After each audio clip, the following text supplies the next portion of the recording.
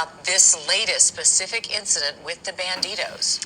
Yeah, this dates back to September of last year, where there was a party to celebrate a group of young deputies who were assigned to the East Los Angeles station. They were celebrating finishing a probationary training period and sort of entering the full-fledged ranks. It was a sanctioned event. The captain of the station had signed off on it. There were designated drivers assigned so that the deputies could let loose a bit that night. It was at a venue close to the station. But at some point in the night, a group of older deputies showed up, and it cast a more tense feeling over the night for at least some of the younger deputies. Late in the night, one of them went out into the parking lot, and a group followed, and a brawl ensued.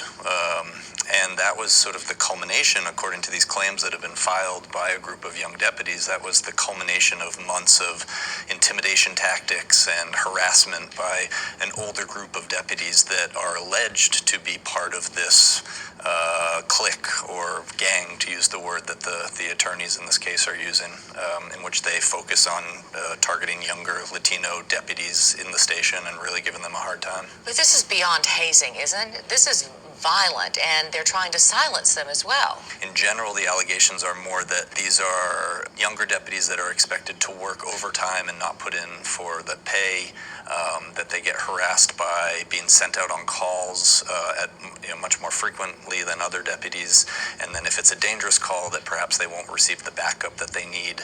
So it can turn ugly very, very easily. The Banditos are not the first alleged gang within the LA County Sheriff's Department, and this is not the first time that they have been called up on charges. Give us a little bit of history about these different cliques. Sure. Well, specifically to the Banditos, it's not a new name in the discussion of these cliques in the sheriff's department.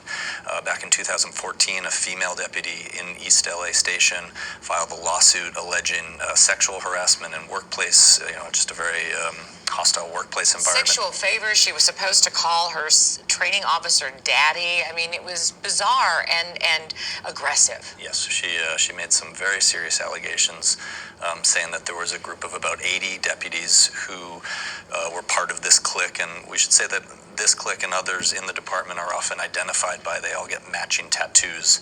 The Banditos allegedly have tattoos of a skeleton head with a sombrero and a pistol. And so she made these allegations and settled with the department for $1.5 million. And so that is just one of many cliques that we've heard about over the years. There was the 3,000 in the men's central jail, right, who supposedly got credit for breaking an inmate's bones. A federal judge 30 years ago said that there was a neo-Nazi white supremacist group operating. What's going on in the sheriff's department? This is an issue that is, you hear stories of similar groups, fraternities, or cliques in other departments around the country, but I think nowhere else like the sheriff's department here in Los Angeles, where it's been such an intractable problem going back, as you said, decades, and with so many different examples, and not in one part of the county, but all over. We have a case currently in Compton with similar allegations of deputies getting matching tattoos, and you mentioned the 3,000 boys that were working in the jails, and it's come up over and over and over again, and at times they've tried to address it, but have just been unable to really deal with it effectively. I'm curious how Sheriff Alex Villanueva is going to handle it. I mean, he's been trying to roll back reforms that were put in place by Sheriff McDonnell after the Lee Baca years. Right. Well, you touched on a lot of issues there. We have the Lee Baca years when a lot of these problems were thought to be festering and allowed to really take root when he was not addressing them effectively. And then you have Sheriff McDonnell, who came in after Baca and really tried to implement some reforms to address this particular issue, but just really address the lack of safety guards that were in place to curb abuses by deputies. And now you have a new sheriff who has come in and has really been seen as somebody who has taken a approach that is sympathetic to the rank and file, and critics have said is rolling back these reforms that were meant to guard against abuses like this. He has said he has no patience for hazing and no patience for these types of problems. But at the same time, he has tried to say that the blame really rests on the leadership, on the captains and above, and faulted previous administrations for not doing more. So we'll see how he goes about it. And the price will be paid by the taxpayers because there will be lawsuits with those. Quickly, what's next? It's a precursor to a lawsuit or lawsuits. What we wrote about was 7 deputies who claim to have been victims of this group coming forward and making a claim with the county, saying this has happened, you guys are at fault, and they're blaming the county and the sheriff's department for not doing more to protect them from this hostile work environment.